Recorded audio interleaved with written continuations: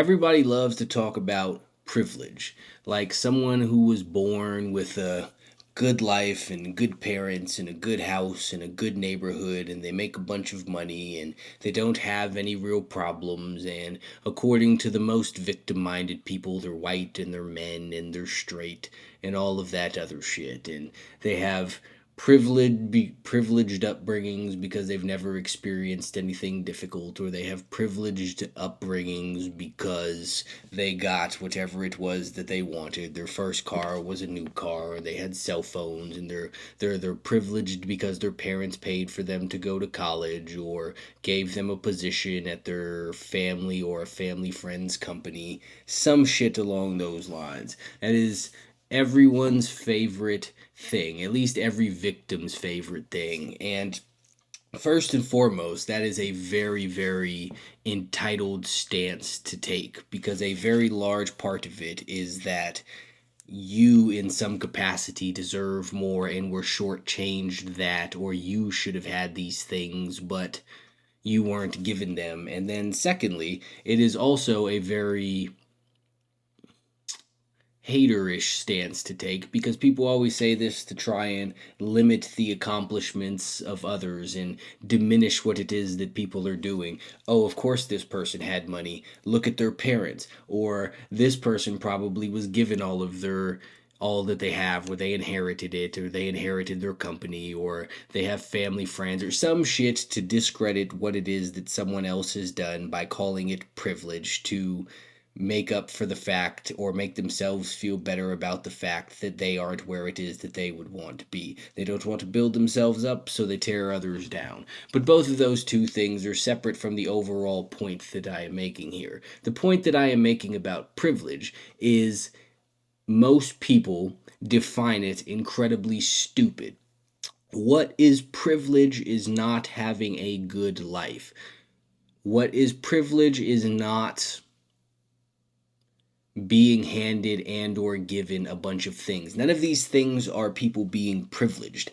These are people being disadvantaged. I know that typically people think it goes in the opposite direction, that the disadvantaged people are the ones who grew up in broken homes, or the ones who grew up broke or without any family money or contacts, or who are some sort of minority and whatever other victim minded shit people like to talk about. But it is actually the exact opposite. The people who have the easiest life are the ones who are disadvantaged. The people who grew up with everything are the ones who are disadvantaged. The people who had everything handed to them are disadvantaged. The people who have money because they inherited and were given money but never had to do anything to work for it or earn it or make themselves into anyone of value to warrant them having the amount of money that they have are the ones who are disadvantaged.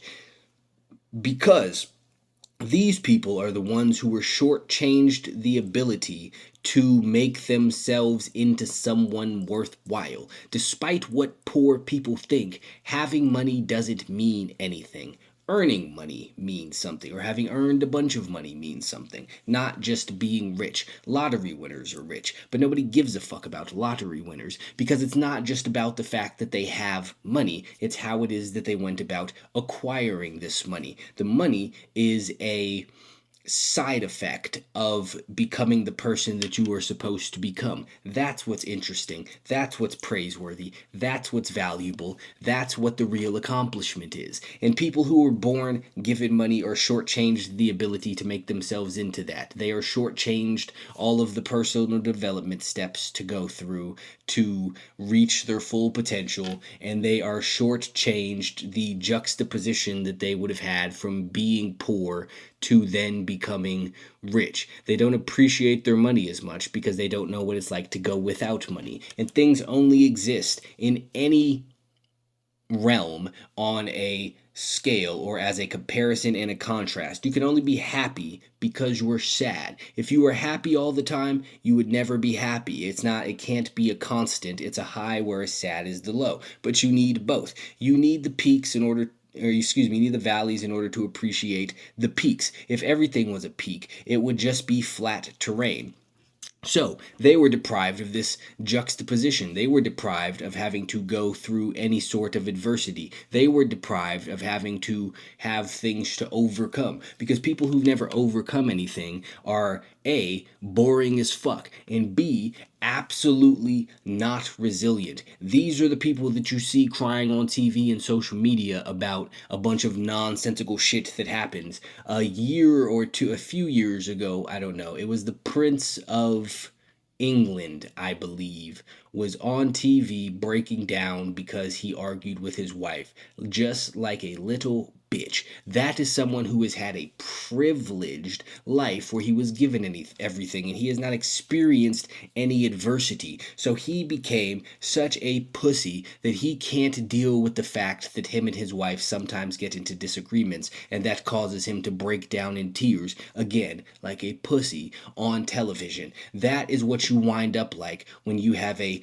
privileged and easy life. That is what your life looks like when you are handed everything. It is the people who are handed everything who fuck around and lose all of their money and go broke and don't know what the fuck to do to get it back because they don't know how to earn it in the first place. It is the people who have been given everything who don't know how to handle things not going their way or any degree of hardship. There are millions of people walking around with money from trust funds and whatnot, and no one gives a shit. That's not who anyone is making movies about. That's not who anyone is reading stories about. That's not who anyone is watching inspirational, whatever the fuck it is, motivational content that you would like to call it from, is somebody who has always had it. Because there is absolutely nothing worse in life than always having it.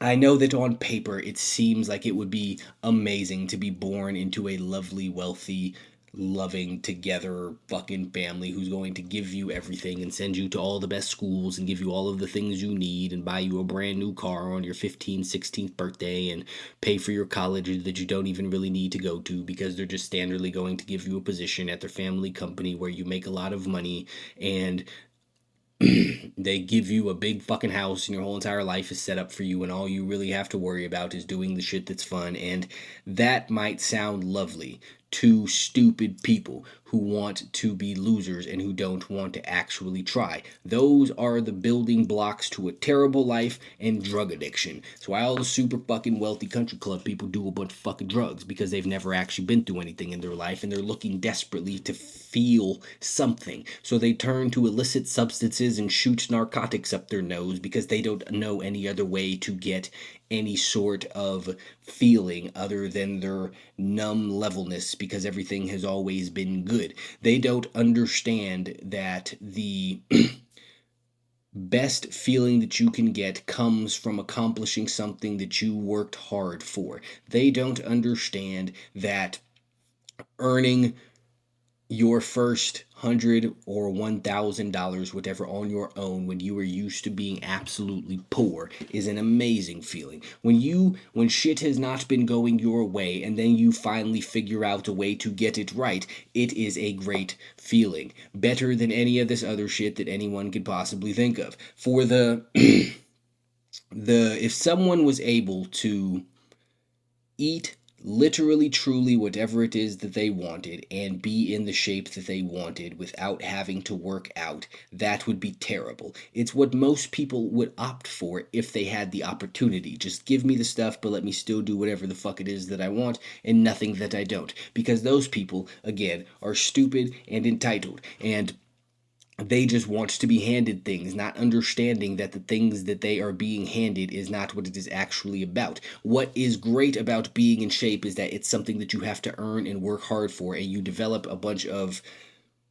very important and useful and meaningful character traits along your journey to building your biceps and your chest and your abs and all of that other shit. You build yourself into a very specific type of person, and it is the type of person that you build yourself into that is far more meaningful than the physique that you get out of it, because again, it is about earning stuff. So having good genetics is not a blessing. If anything, it is a burden, because you don't have to work as hard as the person with terrible genetics who's always been fat for their whole life and who hates exercise and who hates eating fucking healthy food and has to try super hard to lose any sort of weight. When that person gets in shape, they will be much stronger for it than the person who has good genetics and barely needs to try and can pretty much eat whatever it is that they like. They will get much more out of the journey, which is what it's about. The journey, not the destination. And people are fucking idiots who want to start all the way at the end, not realizing that there is no real joy in being at the end. What matters is getting there, and once you get there, what matters is maintaining it. But if you were just given it, then you will never appreciate it, and you will never truly enjoy it because you've never felt the opposite. All you've ever known is the highs, which makes nothing high. Several years ago, when magazines were still a thing, like 2007, I read an interview with Lil Wayne where he said that he smokes so much weed that when he's not smoking, he feels high, because you can't infinitely be high. Eventually, that just becomes your normal set point.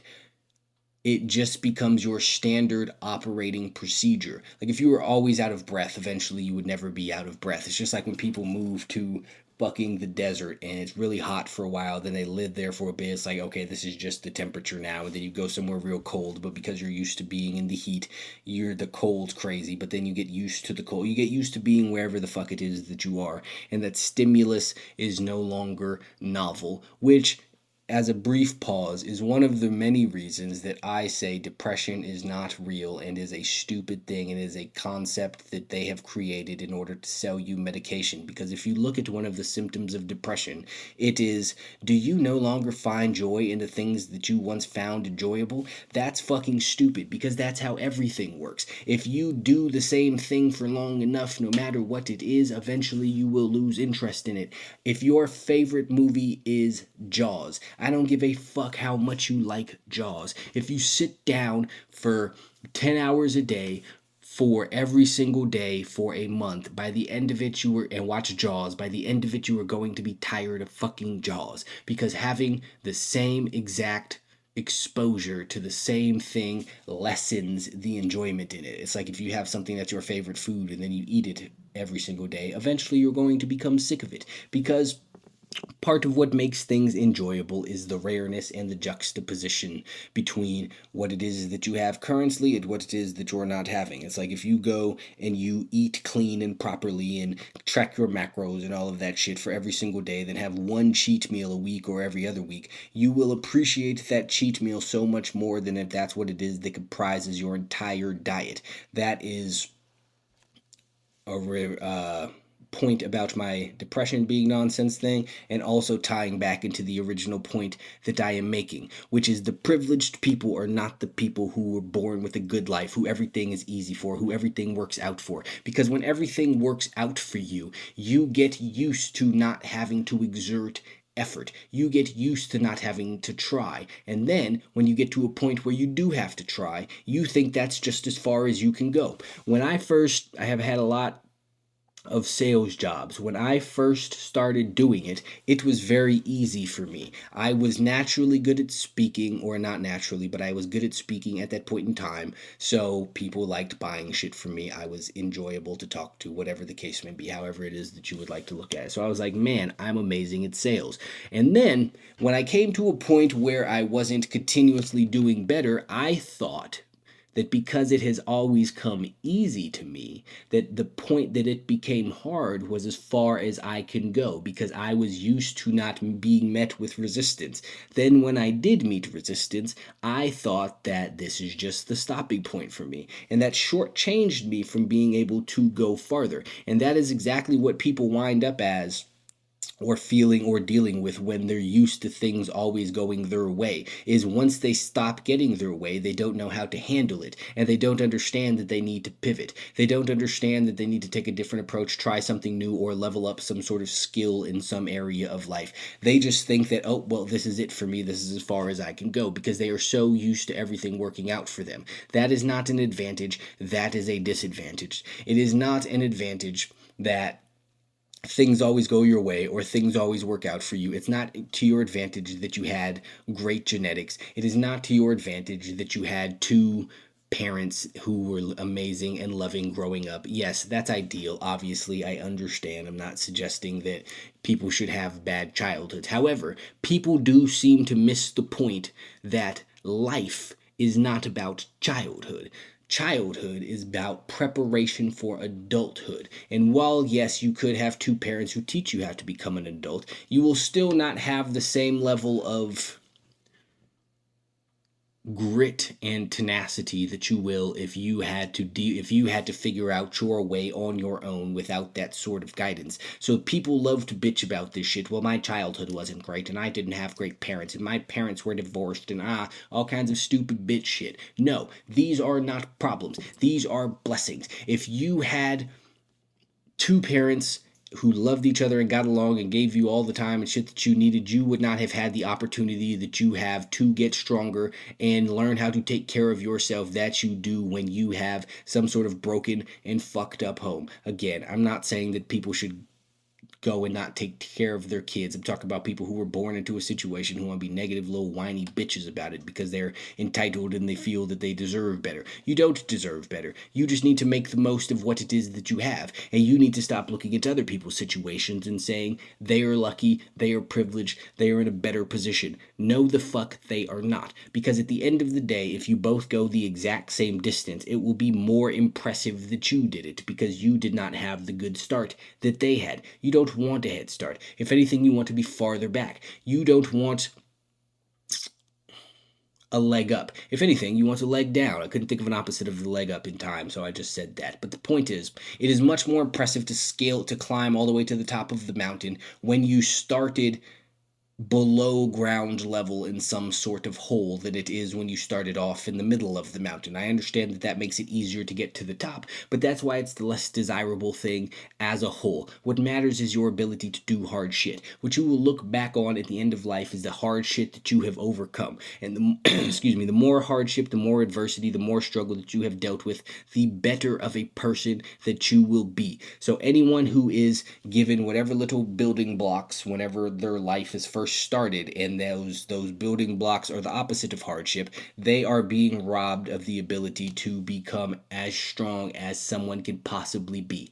That's disadvantaged. So the worse that your childhood was, the better that your adulthood should be. The more fucking minority and short and whatever the fuck other things that you would like to assume are holding you back should be that much more reason that your story is that much more epic if you stop bitching about it. The people with the good lives who always had good lives are not privileged, they are disadvantaged. The people who start off in the bad spot are the ones with the privilege because they get to write the better story.